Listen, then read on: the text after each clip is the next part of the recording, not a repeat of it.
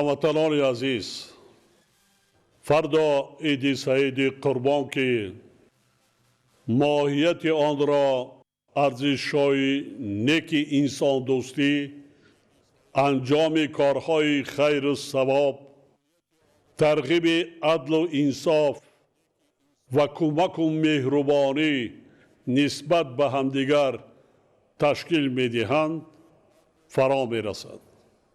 مردم شریف تاجیکستان را به این مناسبت صمیمانه تبریک میگویم و به هر خاندان کشور آرامی و آسایش و روزگار با سعادت آرزو می نمایم.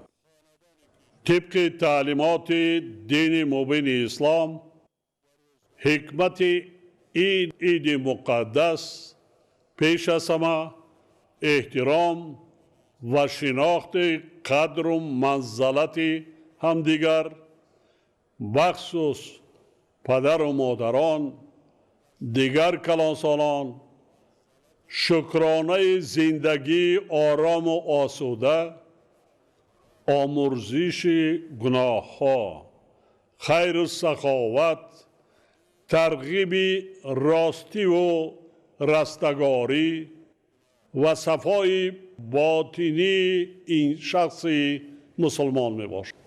در خاطر باید داشت که عید قربان توی یا مراسم نیست که باعث وزن شدن وضع مالی انسان و اعضای عائله وی گردد.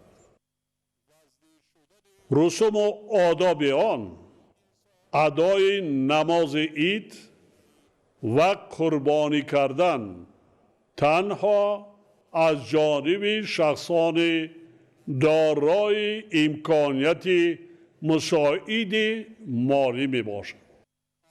اصل و ماهیت قربانی غمخواری در حق همدیگر، رحم و شفقت و جهت دستگیری مردم کم بضاعت به خیر و سخاوت جلب نمودن مردم دارا می باشد. تکراراً خاطر نشان می نمایم که قربانی کردن تنها به شخصان واجب است که امکانیت مساعد مالیوی دارند و در مسئله تأمینات اهل عائله آنها مشکلی وجود ندارد. یعنی قربانی کردن برای همه مؤمنان شرط و حتمی نیست و انجام دادن این عمل به قدرت و توانایی هر شخص وابسته می باشد. در آیت 286 سوره بقره قرآن مجید ذکر شده است که خدا بر هیچ کس جز به اندازه تواناییش واجب نمی کند.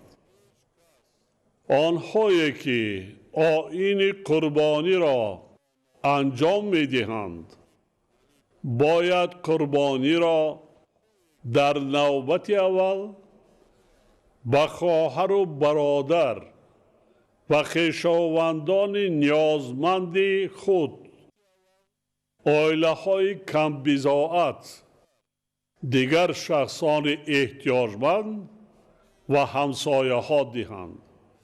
همچنین در عرفه عید قربان مؤمنان به زیارت خانه خدا می روند که یکی از ارکان دین مبین اسلام می باشد. در رابطه با این قابل ذکر است که در کشور صاحب استقلال ما در اساس کنستیتوسیون به شهروندان آزادی وجدان و آزادی پیروی به دین کفالت داده شده است و دولت و حکومت مملکت آن را همچون یکی از رکنهای مهم حقوق و آزادی‌های انسان حفظ و تأمین می‌نماید.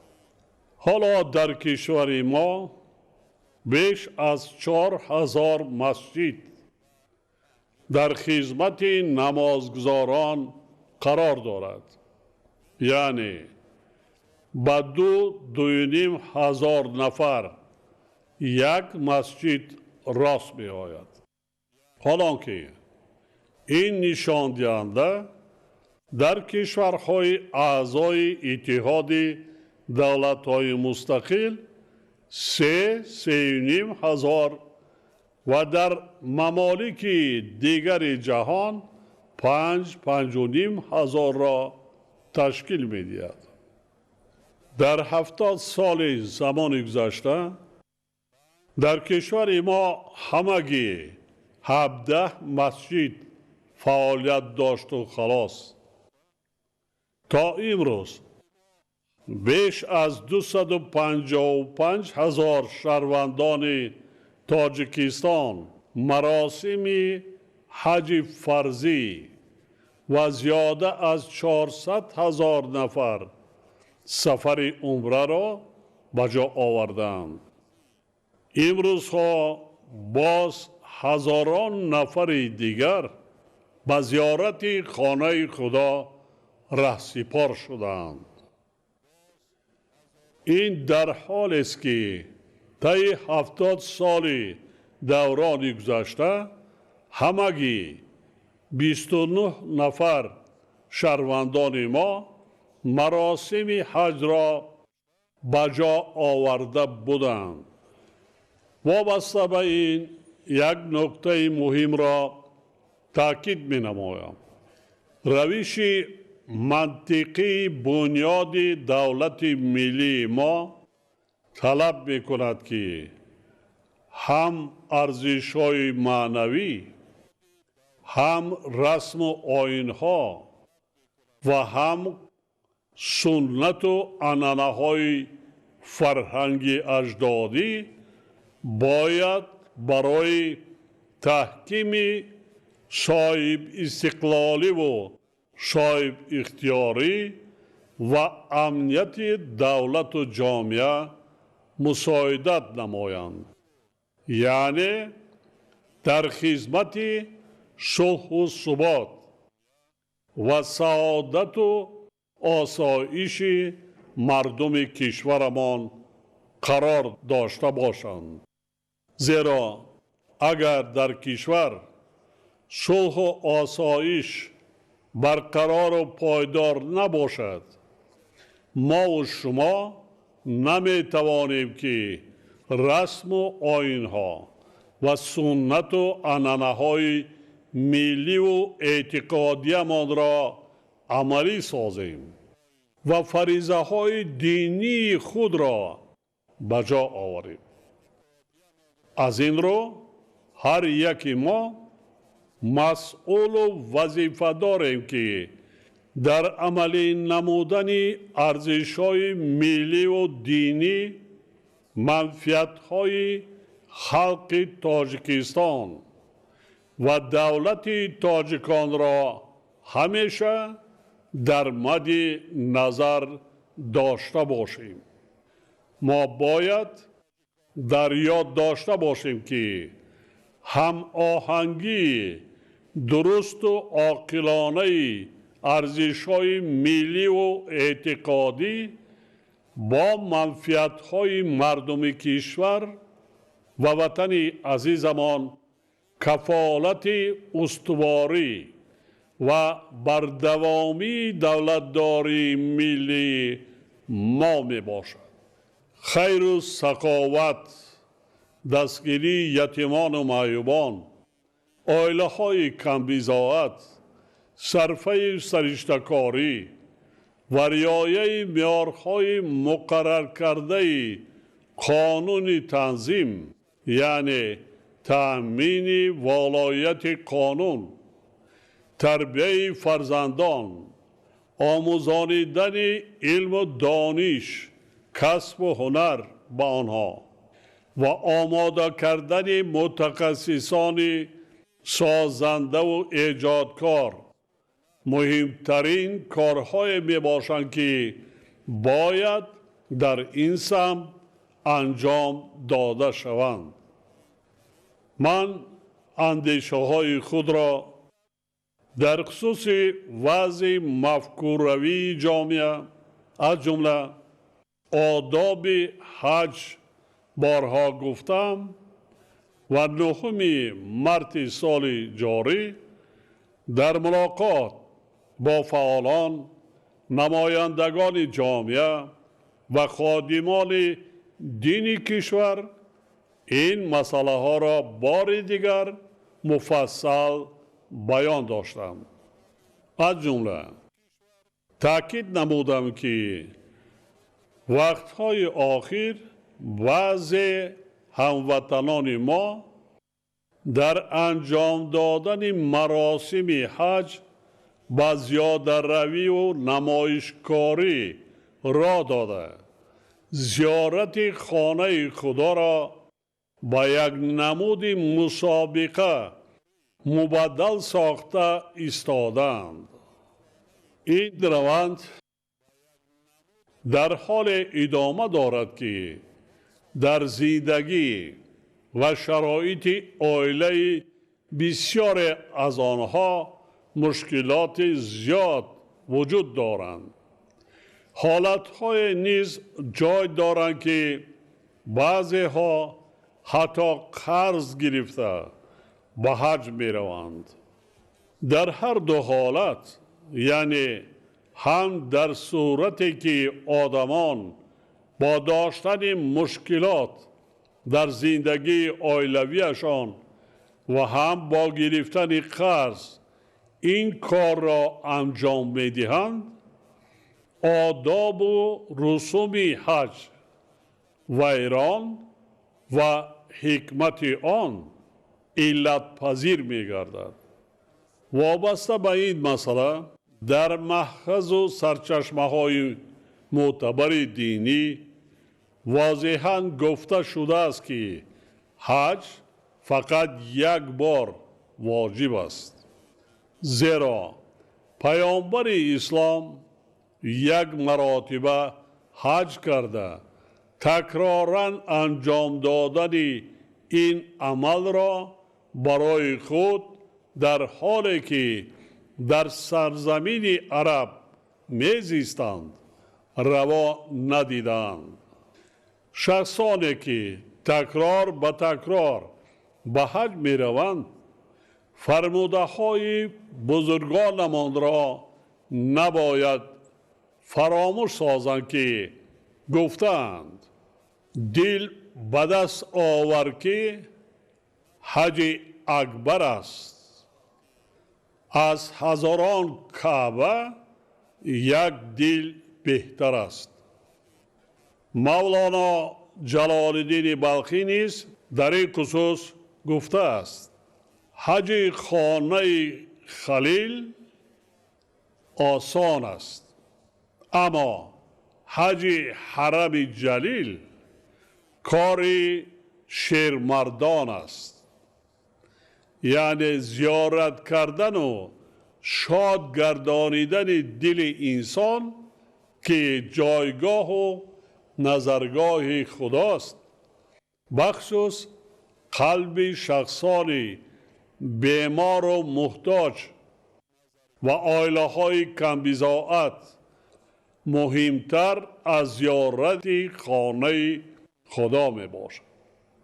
یکی از دانشمندان بزرگ تاجیک مولانا حسین واعظی کاشفی که از مفسران مشهور قرآن کریم می باشد، مردم صاحب دل را دعوت می کند که طواف کعبه دل را انجام دهند و ثواب بیشتر به دست آورند. ما باید در خاطر داشته باشیم که به جا آوردن حج خانه خدا برابر به ادای یک فرض در قطار روزه و نماز است.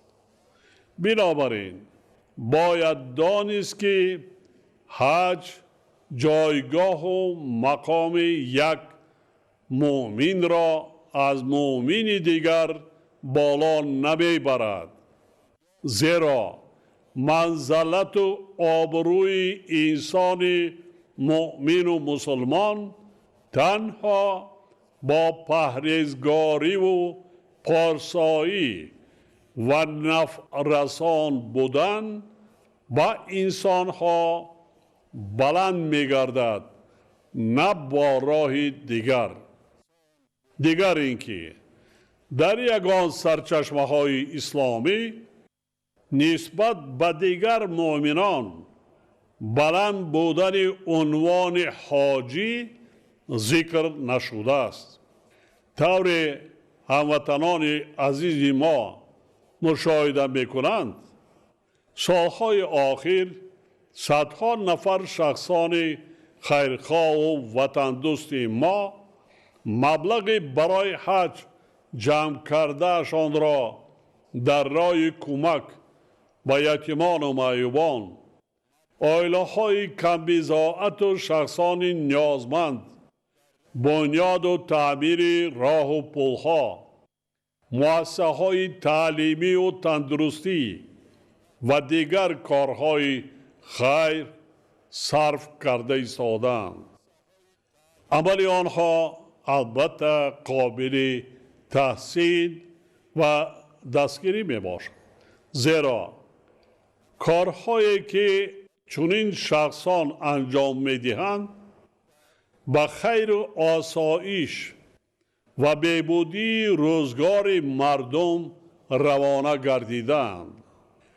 در رابطه با این یک حدیث صحیح را از مجموعه حدیث های ابوالقاسم طبرانی ذکر می نمایم که چنین است: روزی در حضور حضرت عمر مردی نزد حضرت پیامبر آمد و پرسید: یا رسول خدا، کیست بهترین انسان از مردم نزد خداوند و کدام عمل است که از محبوب ترین عملها نزد پروردگار؟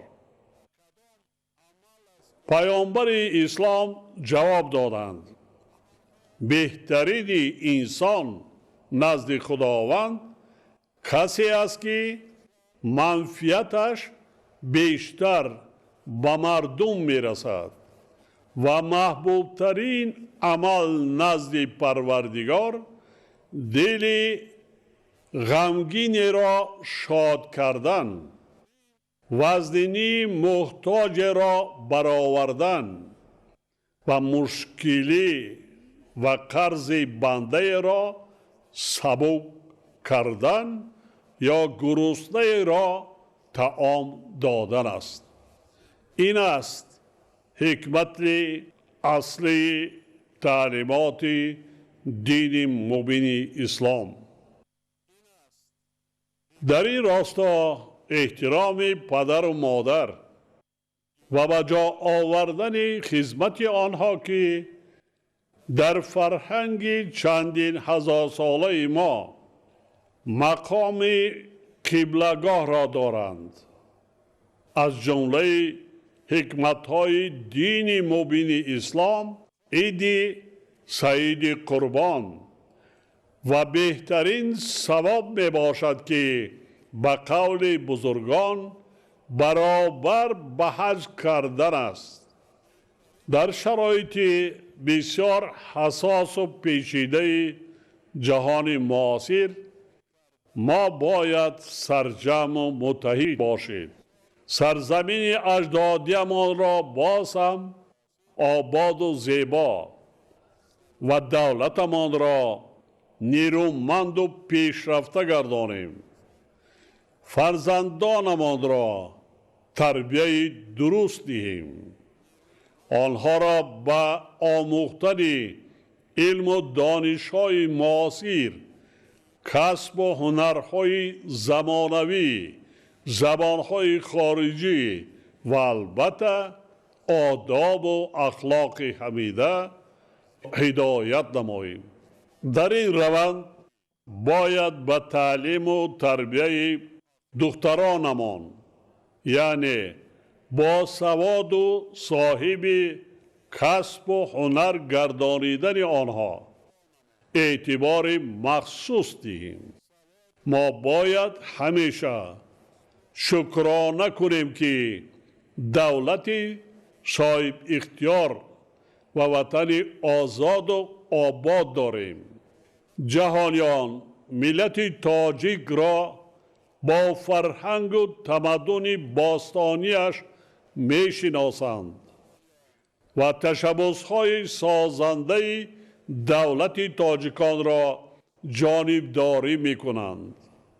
ما باید همیشه و در هر جای دنیا از تاجیک بودن خود افتخار کنیم، زیرا ما ملت تمدن ساز و فرهنگی و صاحبان رسم و آیین‌های ملی می باشیم که ماهیت و جوهر و معنی آنها را در هر دور و زمان اندیشه های انسان دوستانه و خیرخواهانه تشکیل می دهند. محض زبان، فرهنگ و تمدن و رسم و آیین‌های ملی تاجیکان بودند که ما را در دوره‌های وزنی‌ترین تاریخی حفظ کردند و به این روزهای نیک رسانیدند.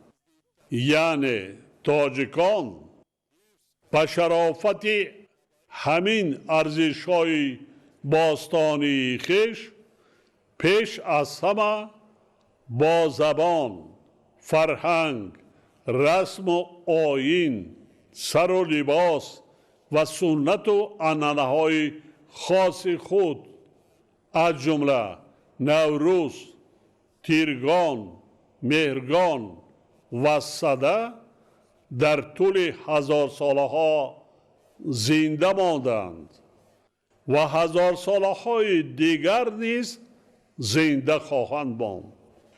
از این رو ما نیز در شرایط صاحب استقلالی برای حفظ این فرهنگ و تمدن پرغناوت ملی مسئول و وظیفه داریم. ما با افتخار بیان می داریم که به مذهب دیگر، به جهانبینی و مفکوره دیگر، به عرف و عادت، رسم و آیین، سر لباس و فرهنگ و معنویات بیگانه احتیاج نداریم، زیرا همه این ارزش‌ها را ما در آمیزش برجسته با خصوصیت‌های صرف ملی خودمان داشتیم و داریم. ما نباید از یاد براریم که مذهب از همه بیشتر گسترش یافته اسلام را که با عقلگرایی، تحملگرایی و انسان دوستیش نظیر ندارد، فرزند بزرگ ملت تاجیک ابو حنیفه نعمان ابن ثابت یعنی امام اعظم پایگذاری کرده به خدمت مسلمانان عالم گذاشته است. ما با افتخار بیان می داریم که آریایی هستیم تاریخ بیش از 6000 ساله داریم و ساکنان بومی و صاحبان همین سرزمین می باشیم. بنابراین ما نباید بیگانه پرستی کنیم و به خرافات و افراطگرایی راه دهیم. برعکس ما باید همیشه هوشیار باشیم که مثل سالهای 90 عصر گذشته بار دیگر فریفته و گرفتار نقشه های مغرضانه دیگران نگردیم. دولت تاجیکستان با تکیه به عقل و خرد ازلی مردم خود برای تأمین نمودن خوشبختی شهروندان کشور، یعنی حفظ صلح و آرامی، ثبات سیاسی و زندگی آسوده هر یک خاندان مملکت، تمام تدبیرهای ضروری را عملی می‌گرداند. تکراراً تأکید می‌سازم که ما اکنون دولت بنیاد کرده ایستاده ایم. در زندگیمان هنوز مشکلات زیاد داریم. برای حل آنها کار میکنیم، زحمت میکشیم، وطنمان را صاحبی میکنیم، آباد میکنیم و نمیگذاریم که خلقمان دستیگری دیگران شود. بخصوص جوانانمان که ما آنها را ذخیره بزرگ استراتژی برای آینده دولت صاحب استقلالمان می‌حسابیم، باید خوانند، دانشمند شوند، حس بلندی ملی و افتخار وطنداری داشته باشند و از تاجیک بودن خود افتخار نمایند. ما سالهای نهایت وزنین 90 عصر گذشته را که با دخالت قوه‌های بدخواه و خواجگان خارجی آنها به سرمان آمد سپری نمودیم. ملتمان را دیگر باره صاحبی کردیم، سرجم نمودیم، دولتمان را از نیستی نجات دادیم، یعنی از وضعیت بی‌نهایت سنگین شکر که برآمدیم. از این رو باید چون هر وقت زحمت کشیم، بخصوص حاصل فراوان بهار امساله را که به شرافت طبیعت بیشتاسا و از برکت کشاورزان با ننگ و ناموسمان میسر گردیده است بی تلف جمع آوری نماییم. کشت تکراری را وسعت بخشیم، هرچی بیشتر محصولات استحصال کنیم و در فکر ذخیره مواد غذایی و زیاد کردن صادرات محصولات باشیم.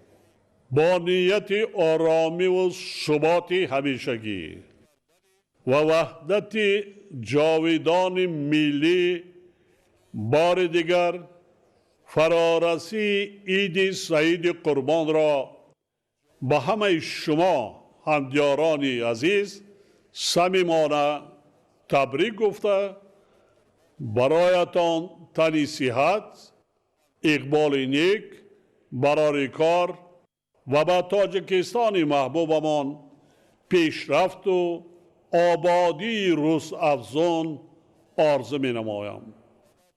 عید مبارک باشد هموطنان عزیز.